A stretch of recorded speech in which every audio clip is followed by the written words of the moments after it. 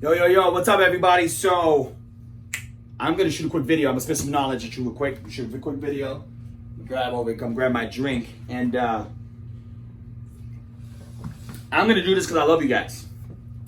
And although this is simple stuff and this is easy stuff, for some freaking reason, we're still butchering it. We're still being misled, even though there's so much information and free information out there that you can just go and research and validate it.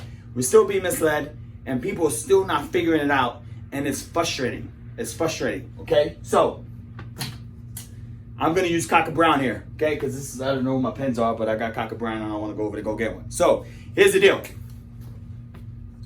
Weight loss versus fat loss. Okay, hopefully you can see that. Let me double check. Yes, you can see it. All right, cool. So here's the deal. Here's the problem with just focusing on weight loss. Now, granted, here's the deal.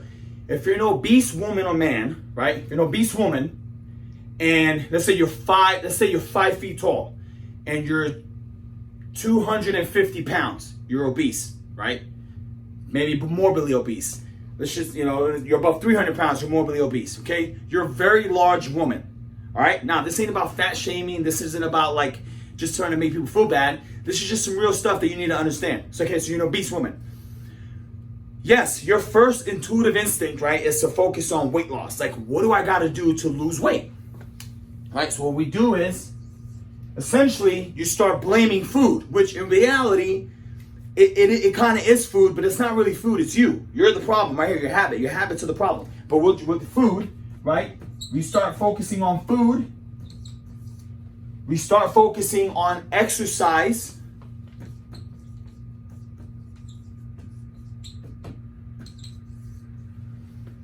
Or, right, we mess up our psyche even worse. We buy bigger clothes. Okay? On the weight loss category, this is what happens. We focus on food, we focus on exercise, we focus on clothes. Now, what do I mean by that? Well, food, what we end up doing is we starve ourselves. Starve. That's number one. Number two, we deprive ourselves. I'm going to put deprive, right? And number three, we splurge, right? Emotional eat. Emotional eat. So we starve ourselves, we deprive, we emotional eat. Now, what do I mean by that? Well, starving meaning that we eat less food, right? We eat under 1,000 calories per day. And we lose in the beginning, maybe, 10, 15, 20 pounds, right? Poop and water, that's it. That's what you're really losing. Your muscles are atrophying because you're not really exercising just yet. So maybe, getting rid of muscle in your body. And then you hit a plateau. Then you get frustrated because it's no longer working, right? So then you go the extreme. You now deprive yourself because even though you were going less than 1,000 calories, right? You were still kind of congratulating yourself when you saw some weight loss. Like Weight Watchers. Again, I'm not knocking Weight Watchers. Great point system, but there's too many loose ends on the point system. But anyway, and I'm knocking out. Love Weight Watchers. I've had some clients who Weight Watchers get some phenomenal results. And obviously until they met me and joined FGP, and then we changed all that. Now, and made it better. So we starve, we deprive, and then we maybe see a couple more pounds weight loss, and then we plateau. By then, weeks may go by, months will go by, but a whole lot of frustration builds up, a whole lot of emotional anger builds up, a whole lot of emotional distress, just everything just starts to kind of cave in, and then we say, screw it. And we have the donut, or we have the pizza, or we have the beer, the alcohol, and it feels and tastes so good, and then we just settle. We say, screw it, we just settle, it's not gonna work, right? So we start with food, we go through this cycle, which is all wrong, and then we realize it doesn't work. Why doesn't it work? Oh, well, maybe because we gotta exercise now. So then we start walking, right? Or we join a boot camp, or we join a class, or we do Zumba, right? Again, I love Zumba, got a client here, kills in a Zumba. So here's a little truth, most people don't know this, but at one point in my career was a Zumba instructor. It lasted for about a month, but I went and got the certification, and it was a lot of fun. I love salsa dancing, merengue dancing. It kicks ass, but that's the extent of it. So I'm not knocking Zumba. Zumba works. Zumba's great. But we started exercising, and then we realized, like, damn, that's hard, right? We start walking. We're not motivated. We're not dedicated. So we join a boot camp, a class, Zumba, some to that extent. We go out and we start moving, and we start feeling better. We're still eating like crap because I wasn't really fixed, right? Because you did all these things because someone told you to do that, or you read it somewhere, or you did keto, or you jumped from diet to diet to diet to diet, and it just somehow didn't work. So that didn't work, so we go to exercise. You start exercise, you start moving, you see some results, and you plateau. Then you're like, oh my God, like this is just too hard. Like this is ridiculous. Like is it really this difficult? Why is it Sue Ann lost 100 pounds in 6 months on keto and I'm not? Why isn't that Bill lost 50 pounds drinking beer and I'm not? Like this is not fair. So then we start living in the victim life, the victim role. I should make for emotional, which really is like number one, but for emotional. So then we start living the victim role. Like, woe is me. We start crying about it. We start complaining about it because the results we desire don't reflect the same results Sue Ann or Bill is getting. Okay? Which is a problem. Now you're playing the comparison game. But let me retract back before I lose where I'm headed with this. So we start exercising. We start walking. Class. Zumba. Any one of those things. We plateau. And we just keep doing it. We lose some weight. Right? We lose some weight. And then we buy more clothes, right? We lose some weight, we buy more clothes, we're excited because the body is changing, right? And we buy some clothes. Things are great so far. 3-4 months have gone by. You've hit plateaus, you made a change. Seen some results, hit a plateau, made a change. Seen some results, made a plateau, hit a change, right? Bought some clothes, changed some things up. You feel good. At this point, remember, we're still working with 5 feet tall, 250 plus, you're about 220. Let's just say 215. I'm gonna give you the benefit of the doubt. You're at 215, you lost 30 pounds, 25 pounds, you bought some clothes, you wanna dress up, look good while you're working, you wanna change some things up, 215. Now, here's what happens. 4 months, 5 months, 6 months go by, and guess what? You're still where? At 215. Or maybe you gain 5 pounds. Now you're at 220. 6 months, 7 months go by.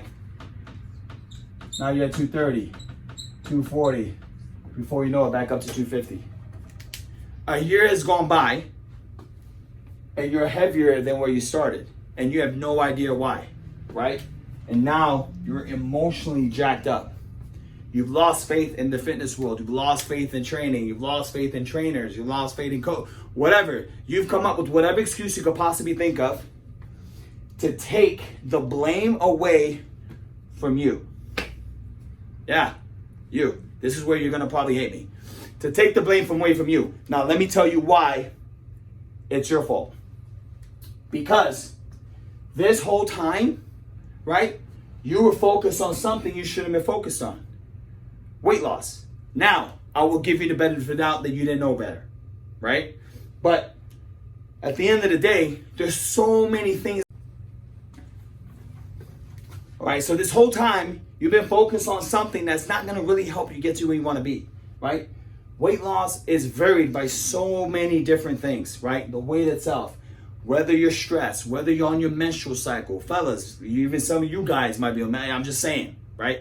But I'm just kidding. But ladies, whether you're on your menstrual cycle, whether you pooped that day or pooped enough, or you're constipated, you drank enough water, you added salt to your diet, or you didn't add salt to your diet, or maybe you had broccoli that day, but you never had broccoli, or maybe you had a piece of cookie, but you never have cookies, so because of that cookie, you gained 20 pounds, but in reality, it wasn't a cookie, it was the stress and the guilt and shame that came from the cookie, right? Because you got stressed out, and you felt guilty about it, that led to cortisol release, and then now you're all screwed. Whatever the case may be, here's the deal. It's a choice that you made, that you decided to make, that whether you knew was right or wrong, you still made. So if you chose to take this path and you've seen some success, whether you did this by yourself or you did this with a coach or a trainer or a boot camp or wherever you were, and you started to see a steady increase, then somewhere along this increase, you should have known, like, damn, what I'm doing is not working. So I need to figure something else out. It's either not working at the place that I'm at, or I need to go find another place to help me figure it out, or I need to look in the mirror and self-evaluate that I do everything that the coach asked me to do to make the changes possible to see the results that I want. And I hate to say it, guys, most of the time, it's the last one I just mentioned. You fail to follow instructions based on what was given to you to continuously get the results that you wanted, right? You try to figure it out your own way. You try to do what works best for you. When in the beginning, that's what got you to the point where you were obese, right? So, fat loss. This is the key. This is what the focus needs to be, because here's the deal. When you started to plateau, right, on the weight loss, something triggered. You got down to 215, you felt amazing, you bought some new clothes, like things were going awesome, but somewhere along that journey, something changed in your body, right? Whatever calories you were at or macros you were on that got you to that point needed to change. Maybe you needed to eat more food, or you didn't need to take in more calorie. Why? Because you probably built muscle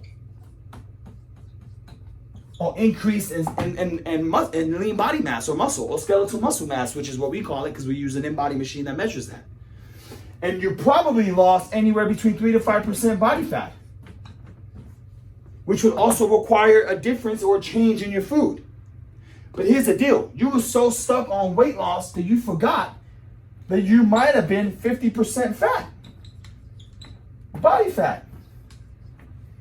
When I hate to say it, like 50% body fat is the problem, not the 215 or the 250 or the 235 or 240, wherever you started at.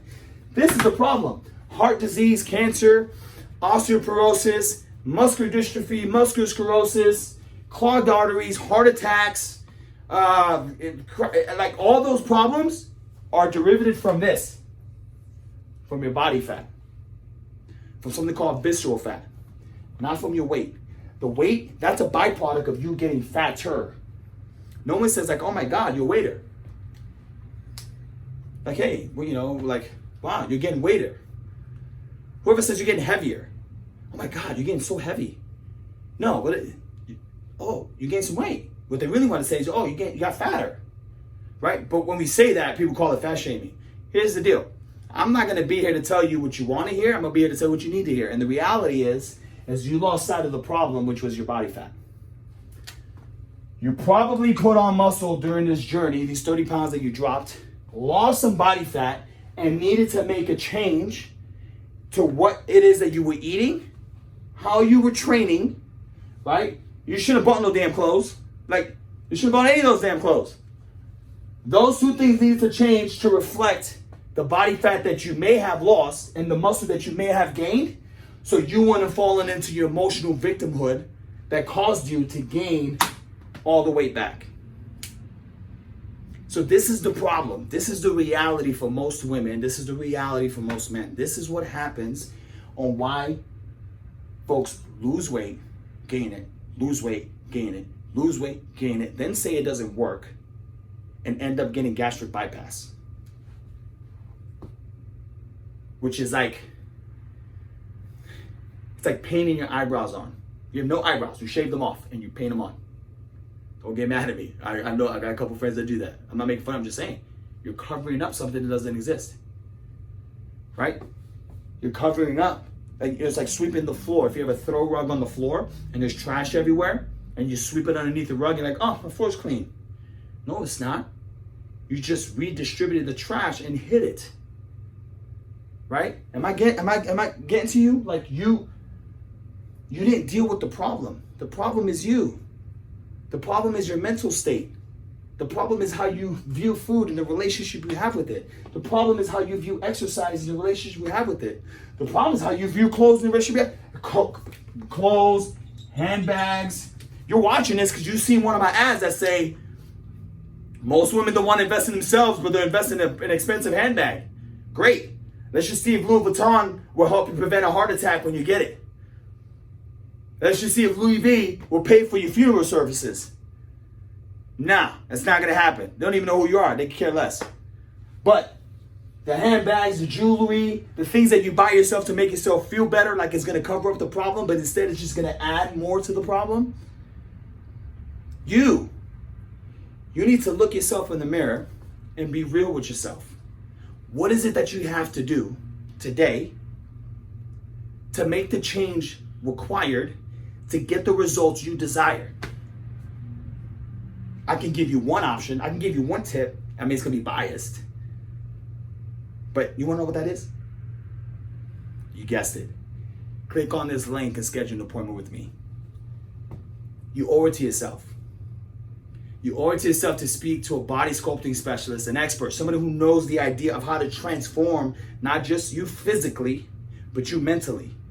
Because the physical part is the easy part. Where most people fail at, because they have no experience in it and because themselves are screwed up. Again, I'm not knocking nobody, no harm, no foul. I've been there. But the difference is I went and seeked professional training and help on this idea of the mental state of an individual that's obese or super skinny or has issues with their body, issues in relation with food and exercise, who's sedate with drugs and all kinds of nonsense. Like, that's what we call it, sedation, hiding, running away from the problem instead of tackling it head on.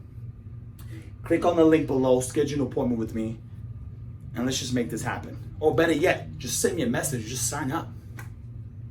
You owe it to yourself to stop wasting time and being a victim and blaming everybody else for where you're not at when it's a choice for you to get to where you want to be. I love you guys. Keep watching. More stuff coming at you. Fitness tips, workout tips. Hopefully this resonates and helps you. Leave me a comment below. Let me know what you think. Peace. Love you guys.